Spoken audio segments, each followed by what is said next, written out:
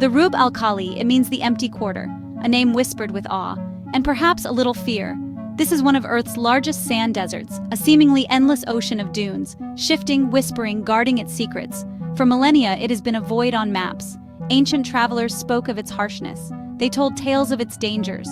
Many believed it was truly empty, a land where life could not hold. Caravans skirted its formidable edges. Few dared to venture deep within. Its heart remained a mystery, a blank space in our knowledge. Yet were the old stories entirely true? Did no one ever call this place home? Bedouin legends hinted otherwise. They spoke of lost cities consumed by sand, tales of ancient peoples, and of riches buried deep. Were these just mirages, or echoes of a forgotten truth? For archaeologists, the empty quarter presented a vast challenge. How could one search such an immense, hostile land? Traditional methods seemed impossible here. The sand would quickly reclaim any trace. So the desert kept its counsel. Its ancient history remained hidden, waiting for a new key, a new way to see. The year was 2002. A helicopter flew over the dunes. Inside was Sheikh Mohammed bin Rashid Al Maktoum, ruler of Dubai, a man of vision. He gazed down at the endless sands. Then he saw something unusual, something out of place, something that sparked his interest. Below, dark patches stained the golden dunes, strange patterns not made by wind. He noticed countless black stones, scattered across a vast area. These were not natural rocks of the desert. They looked like slag, the byproduct of intense heat, the mark of ancient fires. His Highness was intrigued. He knew the desert's usual face.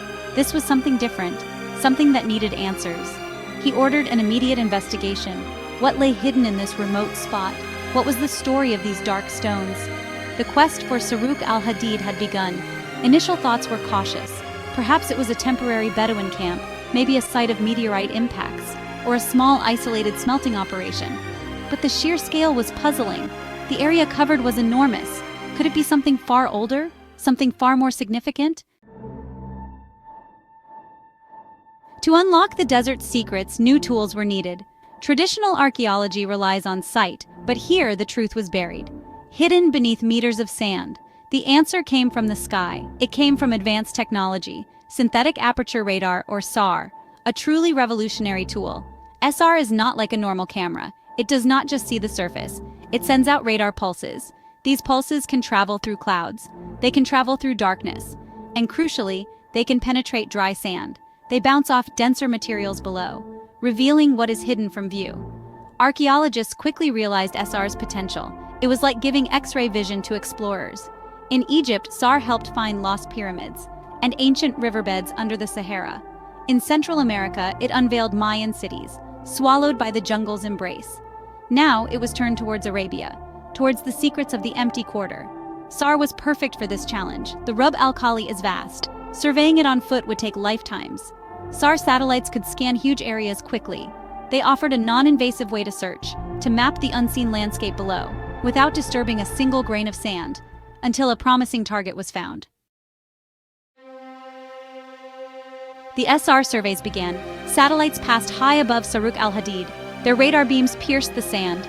Data flowed back to the scientists. Computers processed the complex signals. Slowly, an image began to form, not of dunes, but of something else, something artificial, buried deep.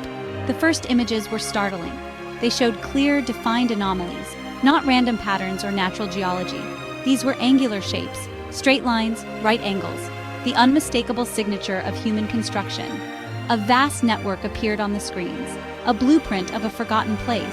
The patterns were consistent. They suggested walls, buildings, perhaps even courtyards and pathways. The outlines of a large settlement, much larger than a simple camp. This was something more complex, something more organized. A community lay sleeping under the sands. The sheer extent of the radar anomalies was breathtaking. It pointed to a significant site, possibly a town or even a city, a lost metropolis in the desert. The dark slag on the surface was just the tip. The real story was buried below.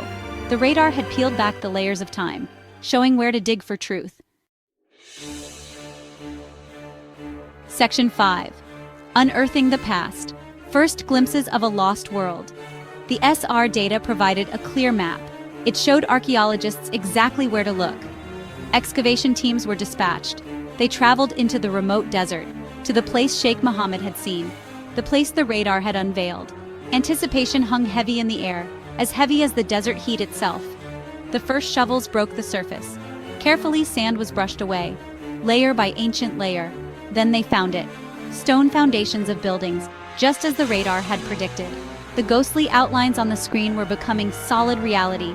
Deeper they dug, further back in time. They found multiple layers of occupation. This place was not used briefly. It had been inhabited for centuries, perhaps even millennia. Each layer told a part of its story. A story of life, industry, and eventually, abandonment. A lost chapter of human history. The true scale of Saruk al-Hadid began to emerge. This was no mere village. It was a sprawling complex, a significant center of activity. The archaeologists were stunned.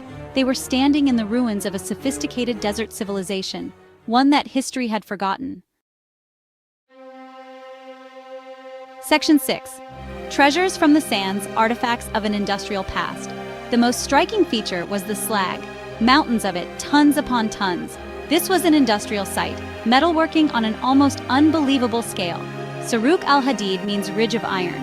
Though copper was the main metal, this place was a hive of ancient industry. Thousands of metal artifacts emerged, tools for working and building, weapons like daggers and arrowheads, beautiful jewelry made of copper and bronze. Even items of gold were found. Exquisite craftsmanship. Animal bones painted a vivid picture of daily life. Domesticated species like cattle, sheep, and goats, but also bones of wild animals. They hunted and they herded. Ancient rubbish pits proved invaluable. Archives of the past, filled with broken pottery shards, discarded tools and ornaments. Charred seeds that spoke of their diet, each fragment a piece of the puzzle, telling the story of the city's people. The Whispers of Ubar, a city of legend or reality. Could this incredible discovery be Ubar, the legendary lost city of the sands? Ubar echoes through Arabian folklore, the Atlantis of the desert, a city of great wealth and power, built by giants or ancient kings, a center of the frankincense trade. Mentioned in ancient texts, Ptolemy mapped it. The Quran speaks of Iram of the Pillars, a magnificent city punished for its wickedness, swallowed by the sands as a divine judgment. For centuries, explorers searched, dreaming of its fabled pillars and treasures. Many sites have been proposed as Ubar. Shisar in Oman is one candidate. Excavations revealed a fortress on ancient trade routes. But Saruk al-Hadid presents a new possibility. Its industry was vital. Could this be the true Ubar? The evidence is compelling. It was a major center of production. It existed during the right time period. Its location fits some descriptions. The debate among scholars has ignited. Is Saruk al-Hadid the Ubar of legend, or another important desert metropolis? Section 8. Life in the ancient desert. Thriving against the odds. How did such a large settlement survive here? The Rub al-Khali today is hyper-arid, one of the driest places on Earth. Water is life, especially in the desert. So how did they find enough? Enough for people, animals, and industry? The answer lies in a changing world, a world different from our own. Evidence suggests a green Arabia period. Thousands of years ago, the climate was wetter. Monsoon rains reached further north. What is now desert was savanna, with grasslands, lakes, and rivers. This ancient city likely flourished during such a wetter phase, before the climate shifted again. The people of Saruk al-Hadid were ingenious. They must have had sophisticated water systems, perhaps deep wells tapping ancient aquifers or networks of qanats, underground channels bringing water from distant mountains. They may have harvested scarce rainwater. Every drop would have been precious. Their survival depended on this knowledge. Their resourcefulness is astonishing. They adapted to a challenging environment. They understood the desert's rhythms. They knew where to find resources: ore for their metalworking, fuel for their furnaces, food for their people. They did not just survive, they thrived. Section 9. Rewriting History. A New Dawn for Ancient Arabia. Saruk al-Hadid is ancient. Some findings date back 5,000 years to the Bronze Age and even earlier. This pushes back the timeline for complex societies in this region. It challenges old assumptions that the Arabian Peninsula was isolated or only sparsely populated by nomads. This was not just a settlement, it was a major production center, a hub of metallurgy and trade.